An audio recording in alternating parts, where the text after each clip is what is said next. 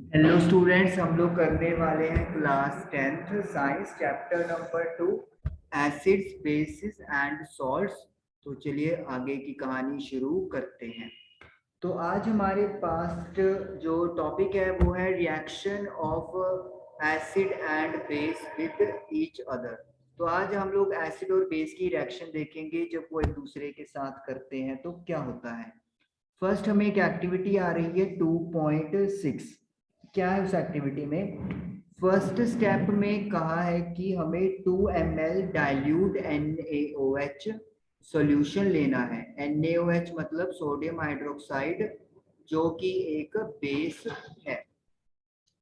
Add 2 drops of फिनोल्फथेलिन solution, और हमें इसके अंदर फिनोल्फथेलिन सॉल्यूशन डालना है 2 ड्रॉप्स फिनोल्फथेलिन।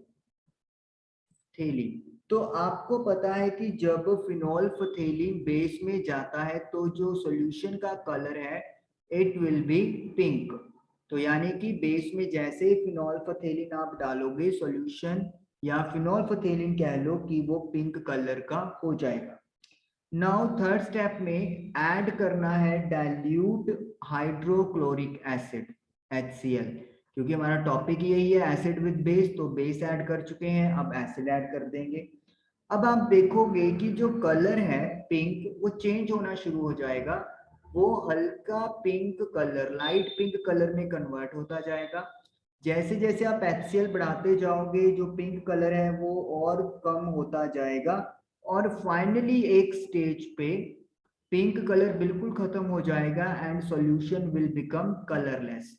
जो क्या इंडिकेट करेगा? ये इंडिकेट करेगा कि अब जो NaOH की क्वांटिटी थी उसे एसिड ने क्या कर दिया है? न्यूट्रल कर दिया है। मतलब अब वो सॉल्यूशन ना बेसिक है ना एसिडिक है, क्योंकि जिस कॉन्सेंट्रेशन का बेस ऐड किया था उसी कॉन्सेंट्रेशन में हमने एसिड ऐड कर दिया, जिसकी वजह से दोनों एक दूसरे को न्यूट्रल कर देंगे और जो कलर है वो सॉल्यूशन का कलरलेस हो जाएगा। और अगर हम लोग इसके बाद दोबारा फिर से NaOH की ड्रॉप्स ऐड करेंगे तो इसका कलर दोबारा पिंक हो जाएगा। क्यों? क्योंकि अब जो कंसंट्रेशन है वो दोबारा बेस की क्या हो गई है? ज्यादा हो गई है। तो बेसिक सॉल्यूशन में फिनोल्फथेलिन का कलर पिंक होता है। तो यहाँ पे क्या चीज है हमारे पास? The reaction between an acid and base to give salt and water is known as a neutralisation reaction. तो जब भी आप एक एसिड और एक बेस को रिएक्ट करवाते हो तो हमें दो कंपाउंड मिलेंगे, एक सॉल्ट और एक वाटर, और इस रिएक्शन को वी कॉल न्यूट्रलाइजेशन रिएक्शन। इस एक्टिविटी की रिएक्शन क्या होगी? हमारे पास सोडियम हाइड्रोक्साइड है NaOH एक्विस, हमारे पास हाइड्रोक्लोरिक एसिड है ये भी एक्विस है। रिएक्ट करने के बाद ये एक सॉल्ट बनाएंगे दैट इज NaCl, जो वाटर में डिसॉल्व होगा तो एक्विस, साथ में बनेगा वाटर H2O लिक्विड। तो बैलेंस करने के लिए, नहीं ऑलरेडी बैलेंस है, सोडियम भी बैलेंस है, ऑक्सीजन भी बैलेंस है, हाइड्रोजन भी बैलेंस है और क्लोरीन भी बैलेंस है। तो ये salt plus water neutralisation reaction हमारी डन हुई एक्टिविटी 2.6 में। और जनरल रिएक्शन हम लोग क्या लिख सकते हैं कि when ever base and acid react with each other it they will form salt and water। तो ये उन्होंने स्टेटमेंट आपको ऊपर दी थी और ये स्टेटमेंट हमने यहाँ पर लिख दी। ओके, नेक्स्ट करते हैं अब हम लोग। Next is reaction of metallic oxide. मतलब मेटल ने पहले ऑक्सीजन से रिएक्ट किया और मेटल का ऑक्साइड बना दिया। यहाँ पे मैं वैलेंसी वगैरह की अकॉर्डिंगली बात नहीं कर रहा हूँ, सिंपल जनरल रिएक्शन की बात कर रहा हूँ। इनकी रिएक्शन हमें किसके साथ करवानी है? एसिड के साथ करवानी है। तो चलिए देखते हैं क्या है। तो एक्टिविटी 2.7 में क्या है? Take a small amount of copper oxide in a beaker. तो कॉपर ऑक्साइड लेना है हमने एक बीकर के अंदर, and add dilute hydrochloric acid slowly while stirring. और इसके अंदर हाइड्रोक्लोरिक एसिड ऐड करेंगे dilute, note the colour of solution. तो पहले तो अपन रिएक्शन लिखते हैं, क्या होगा, कॉपर क्लोराइड बन जाएगा और साथ में बनेगा वाटर। बैलेंस करने के लिए HCl का कोफिशिएंट 2 बना देंगे, तो ये हो गया कॉपर क्लोराइड, क्योंकि ऑक्सीडेशन स्टेट 2 है तो इसलिए कॉपर 2 क्लोराइड हम लोग बोल सकते हैं। कॉपर क्लोराइड का जो कलर है वो ब्लू ग्रीन कलर होता है, तो यानी कि जो सॉल्यूशन हमारे पास बनेगा वो ब्लू ग्रीन सॉल्यूशन बन जाएगा। कॉपर ऑक्साइड आपको पता है ब्लैक कलर का होगा। तो जब ये रिएक्शन होने वाली है तो हम लोग देख रहे हैं एक सॉल्यूशन बन जाएगा कॉपर क्लोराइड और साथ में वाटर। अब इन्होंने क्या बोला है, since metallic oxide reacts with acid, metallic oxide acid से रिएक्ट कर रहे हैं to give salts and water, तो ये एक सॉल्ट बनता है जो वाटर में डिसॉल्व हो जाता है। तो इसका मतलब है कि हम लोग देख रहे हैं यहाँ पे, मैं चेंज करके ओके, कि एसिड के साथ मेटल ऑक्साइड ने रिएक्ट किया तो ये एक तो सॉल्ट बन गया है और एक बन गया है वाटर। तो हमने पिछला रिएक्शन न्यूट्रल में क्या देखा था, न्यूट्रल में यही देखा था अपन ने कि बेस जब एसिड के साथ मिलता है तो दो चीजें बनाएगा, सॉल्ट एंड वाटर। तो अब देखिए जो रिएक्शन अभी हमने देखी वहां पर एसिड है, सॉल्ट है, वाटर है, तो यानी कि जो पहली चीज है ये किसके इक्विवेलेंट हो गई, बेस। तो जो मेटल का ऑक्साइड है वो किस नेचर का होता है, बेसिक नेचर का होता है, यही वो कहना चाह रहे हैं। बेस नहीं है, बेस वाली प्रॉपर्टी शो करेगा, सारी नहीं लेकिन काफी ज्यादा, इसीलिए इसको अपन बेसिक ऑक्साइड बोलते हैं। तो जनरलाइज में अगर आपसे कोई बात पूछी जाए तो आप क्या लिखोगे कि मेटल के ऑक्साइड क्या होते हैं, बेसिक नेचर के होते हैं। और प्रूव करने के लिए आप यही वाली एक्टिविटी और एग्जाम्पल जो है एग्जाम में प्रोवाइड कर दोगे। When we dissolve copper oxide in dilute hydrochloric acid, there will be change in color of solution. It will be turned into blue green, that is of copper chloride, and along with that water will form. Hence, as this reaction is similar to reaction of a base with acid, that is why we can conclude that metal oxide are basic in nature. तो ये बात हम लोग लिख सकते हैं, copper oxide या कोई भी मेटल का ऑक्साइड जनरल तौर पे क्या होगा, बेसिक करेक्टर का होगा। तो ये हमारी एक्टिविटी डन हुई। अब चलते हैं नेक्स्ट की तरफ। Okay, next is reaction of non metallic oxide. अब मेरे पास नॉन मेटल का ऑक्साइड है तो नॉन मेटल ऑक्सीजन के साथ रिएक्ट करेगा, बना लेते हैं NMO बन जाएगा नॉन मेटल ऑक्साइड। अब उसकी रिएक्शन करवानी है बेस के साथ, तो लेट अस सी क्या होता है। तो एक्टिविटी 2.5 नोट 2.5 यहाँ पे ओके, हमारे पास जो टॉपिक है उन्होंने बोला है कि 2.5 एक्टिविटी में आपने देखा था, तो क्या देखा था वहां पे, हमने देखा था कि वहां पर मेटल कार्बोनेट, मैं लिखता हूँ एक्टिविटी 2.5 थोड़ा सा मतलब आपको याद आ जाएगा, मेटल कार्बोनेट या फिर मेटल का हाइड्रोजन कार्बोनेट जिसे आप बाइकार्बोनेट भी बोल सकते हैं। जब रिएक्शन करवाई थी हमने इनकी एसिड के साथ तो तीन चीजें बनी थी, salt, carbon dioxide and water. ये तो था कि मेटल कार्बोनेट और मेटल बाइकार्बोनेट कैसे रिएक्ट करते हैं एसिड के साथ, salt, carbon dioxide and water, ये आपको पता है। उसके बाद हमने इस कार्बन डाइऑक्साइड गैस की प्रेजेंस चेक की थी, किसके साथ, CO2 को ऐड किया था लाइम वाटर कैल्शियम हाइड्रोक्साइड के अंदर, तो जो कलर था वो व्हाइट हो गया था, व्हाइट कलर का PPT बन रहा था, ये CO3 साथ में वाटर।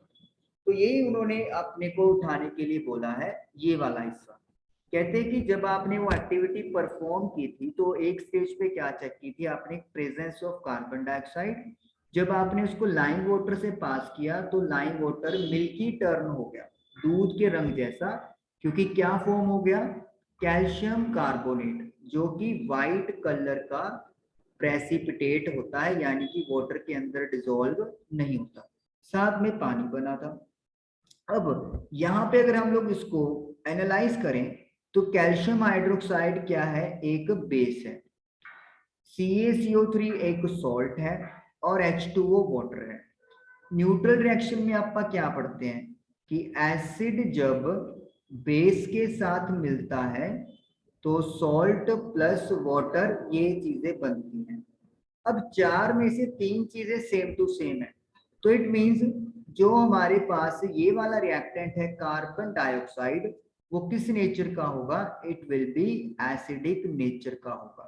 अब कार्बन क्या है, कार्बन एक नॉन मेटल है और ऑक्सीजन के साथ रिएक्ट कर रहा है, तो ये मतलब ये क्या हो गया, नॉन मेटल का ऑक्साइड। तो नॉन मेटल का ऑक्साइड बेस के साथ रिएक्ट करके अगर सॉल्ट और वाटर बना रहा है, तो हम लोग क्या कंक्लूजन निकाल सकते हैं कि नॉन मेटल के ऑक्साइड एसिडिक नेचर के होते हैं। तभी तो ये लिखा है this is similar to the reaction between a base and an acid, क्योंकि सॉल्ट और वाटर बन रहा है, तो हम लोग कंक्लूजन ये निकालते हैं कि non metallic oxide acidic nature के होते हैं। तो मतलब मेटल के अगर ऑक्साइड है तो उनका नेचर बेसिक होगा जनरली, और अगर नॉन मेटल के ऑक्साइड है तो उनका नेचर एसिडिक होगा जनरल वे में। तो ये चीज है जो आप लोगों को याद रखनी है। वैसे भी आप लोगों ने देखा होगा कि कोल्ड ड्रिंक्स को पीने से अवॉइड करते हैं, और उसकी वजह क्या होती है, ये कहते हैं कि जो कोल्ड ड्रिंक्स होते हैं वो हमारी जो बोन्स होती हैं, हड्डियां होती हैं, वो उनको मतलब यू कैन से डिसॉल्व कर देते हैं, घोल देते हैं। उसकी वजह क्या है, जब हम लोग सॉफ्ट ड्रिंक पीते हैं तो उसमें कौन सी गैस होती है, कार्बन डाइऑक्साइड, ये सबको पता है। और इस रिएक्शन के अकॉर्डिंगली कार्बन डाइऑक्साइड का नेचर हो गया एसिड। आपको पता है हमारी बोन्स में क्या होता है, कैल्शियम कार्बोनेट होता है, या फिर वी कैन से कि इसका जो करेक्टर है वो बेसिक करेक्टर होता है, क्योंकि जो यहाँ पे कैल्शियम कार्बोनेट है वो बेसिक सॉल्ट की कैटेगरी में आता है। तो उस तरीके से क्या हो गया, उस तरीके से क्या होगा कि जब एसिड और बेस मिलेंगे तो फिर वो क्या हो जाएगा, न्यूट्रल हो जाएगा। न्यूट्रल का मतलब क्या है कि वो बेस को खत्म कर देगा एसिड। तो इसीलिए ये बोला जाता है कि हमें कम क्वांटिटी में सॉफ्ट ड्रिंक पीना चाहिए। तो ये मतलब कहने का पर्पस है। और अगर हम लोग एग्जाम के पॉइंट ऑफ व्यू से बात करें तो सिर्फ ये याद रखना है, मेटल के ऑक्साइड बेसिक नेचर के, नॉन मेटल के ऑक्साइड एसिडिक नेचर के, और ये रिएक्शन या एग्जांपल्स आप लोग देकर आ जाओ। नेक्स्ट इन टेक्स्ट क्वेश्चन आ गए हैं पेज नंबर 22 पे, तो चलिए हम लोग वो करते हैं। तो दिस इज पेज नंबर 22 के क्वेश्चंस। फर्स्ट क्वेश्चन है, why should curd and sour substances not kept in brass and copper vessels? आपके पास दही या कोई भी खट्टी चीज है, आप उसे ब्रास या कॉपर के वेसल में क्यों नहीं रखोगे, क्यों या नहीं रखनी चाहिए, क्यों? एज कर्ड कंटेन्स, क्योंकि जो दही है उसके अंदर लैक्टिक एसिड होता है, lactic acid and other sour substances also contains lactic acid। खट्टा होता है, खट्टा मतलब एसिड है तो लैक्टिक एसिड होता है, या दूसरी चीजों में भी जो खट्टी चीजें होती है उनमें लैक्टिक एसिड, उनमें भी एसिड होता है, contains acid, so they react with copper। Copper क्या है, एक मेटल है, एंड ब्रास, और ब्रास क्या है, एक एलॉय है, and make a poisonous salt. तो जब वो रिएक्ट करेंगे एसिड कॉपर या फिर वी कैन से मेटल के साथ, तो एक पॉइजनस जहरीला सॉल्ट बना देते हैं। सो इसी वजह से हमें कर्ड या खट्टी चीजें मेटल में नहीं रखनी चाहिए, मेटल के किसी भी कंटेनर में। रिएक्शन क्या है हम लोगों ने देखी है, जैसे आपने रिएक्शन देखी थी कि जिंक को अगर हम लोग हाइड्रोक्लोरिक एसिड के साथ करवाएंगे तो एक सॉल्ट बनता है और साथ में हाइड्रोजन गैस रिलीज होती है। तो यहाँ पे वही चीज है कि अगर मेरे पास कॉपर है या कोई और एलॉय है और उसको मैंने लैक्टिक एसिड या किसी और ऐसी चीज के साथ रख दिया जिसमें एसिड होता है, तो वो रिएक्शन कर जाएंगे आपस में और एक सब्सटेंस बना देंगे, सॉल्ट बना देंगे जो पॉइजनस होएगा, और इस वजह से नहीं रखना चाहिए। तो ये क्वेश्चन नंबर 1 हमारा डन हुआ। नेक्स्ट सेकंड क्वेश्चन है, which gas is usually liberated when acid reacts with a metal. कौन सी गैस आमतौर पे रिलीज होती है जब एसिड मेटल के साथ रिएक्ट करता है? वो अभी अपन ने आंसर देखा, हाइड्रोजन गैस। तो जो हाइड्रोजन गैस है वो रिलीज होगी, that is H2। Illustrate with an example दे सकते हैं अपन, जिंक की रिएक्शन करवा दो सल्फ्यूरिक एसिड के साथ, तो एक तो जिंक सल्फेट बन जाएगा और साथ में हाइड्रोजन गैस रिलीज हो जाएगी। तो ये आपको याद रखना है कि जब एसिड मेटल के साथ रिएक्शन करते हैं तो most probably hydrogen gas release होगी। और ये एग्जांपल हो गई कि जिंक जब सल्फ्यूरिक एसिड H2SO4 के साथ रिएक्ट करेगा, एक तो सोल्ट बनाएगा जिंक सल्फेट और दूसरा hydrogen gas. How will you test for the presence of this gas? तो हाइड्रोजन की गैस को टेस्ट करना है, उसको आप कैसे करोगे? तो बड़ा इजी वे है जो आपको पहले भी मतलब आया था। करने के लिए क्या है पहले स्टेप में, bring a burning candle near the tube containing hydrogen gas. तो जलती हुई एक कैंडल लेके जाओगे उस ट्यूब के पास जिसमें हाइड्रोजन गैस है। Hydrogen gas burns with pop sound, और हाइड्रोजन गैस जब जलती है तो पॉप साउंड प्रोड्यूस करती है। So by this presence of hydrogen gas can be tested. तो इस तरीके से टेस्ट कर सकते हैं। एक ऐसे थोड़ा सा इसको अगर एक्सटेंड करना हो तो ये भी आप करवा सकते हो कि जब मेटल एसिड से रिएक्ट करते हैं तो हाइड्रोजन गैस को एक डिलीवरी ट्यूब के थ्रू सॉल्व सॉल्यूशन में हम लोग पास करते हैं, जैसे कि हमारी एनसीईआरटी बुक में दिया हुआ है। तो सॉल्व के बबल्स बनेंगे और उन बबल्स के पास जब हम लोग बर्निंग कैंडल लेके जाएंगे तो फिर वो जो बबल है वो एक वो पॉप साउंड प्रोड्यूस करेगा, क्योंकि उसके अंदर क्या होती है, हाइड्रोजन गैस। तो हाइड्रोजन गैस बर्न करती है पॉप साउंड के साथ। तो मतलब ये चीज है आपके पास, थोड़ा सा अगर आप एक्सटेंड करके लिखना चाहो तो इस तरीके से आप लिख सकते हो। ठीक है, ओके।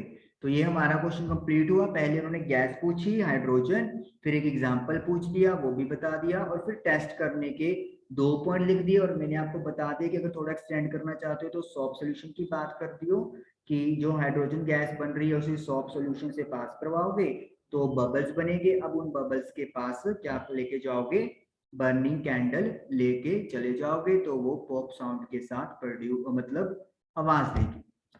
ओके, बर्न करती है।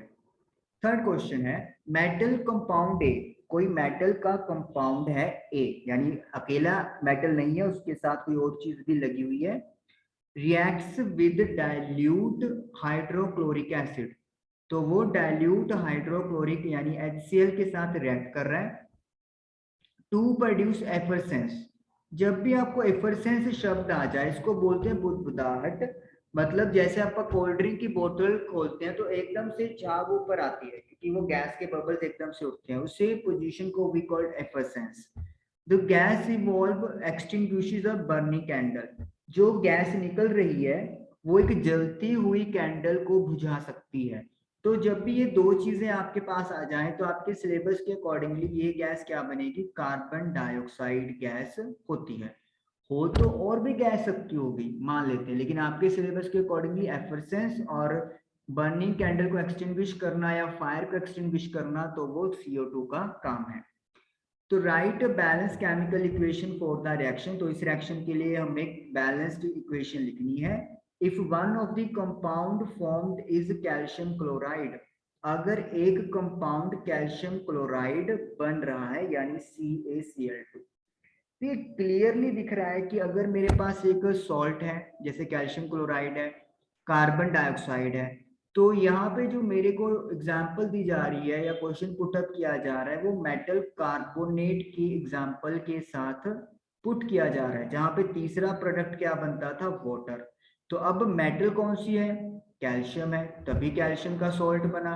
तो इसका मतलब है जो ए यहाँ पर रिएक्टेंट है वो कैल्शियम कार्बोनेट है। जब वो HCl के साथ रिएक्ट करेगा तो कार्बन डाइऑक्साइड, कैल्शियम क्लोराइड और वाटर, ये तीन चीजें हमें बना के देगा। बैलेंस करने के लिए 2 हम लोग आगे लगा देंगे। तो इस तरीके से ये रिएक्शन आपकी बैलेंस हुई। तो जो कंपाउंड ए है उसका नाम हम लोग क्या लिखने वाले हैं, कैल्शियम कार्बोनेट, CaCO3। नाम लिखने के बाद ब्रैकेट में इसका फॉर्मूला जरूर लिखना है। तो इस तरीके से क्वेश्चन नंबर 3 हमारा डन हुआ। तो इंटेक्स क्वेश्चन इस पार्ट में यही थे। तो आई होप कि आपको एक्टिविटीज और ये 3 क्वेश्चन समझ में आए होंगे। Thank you for watching the video.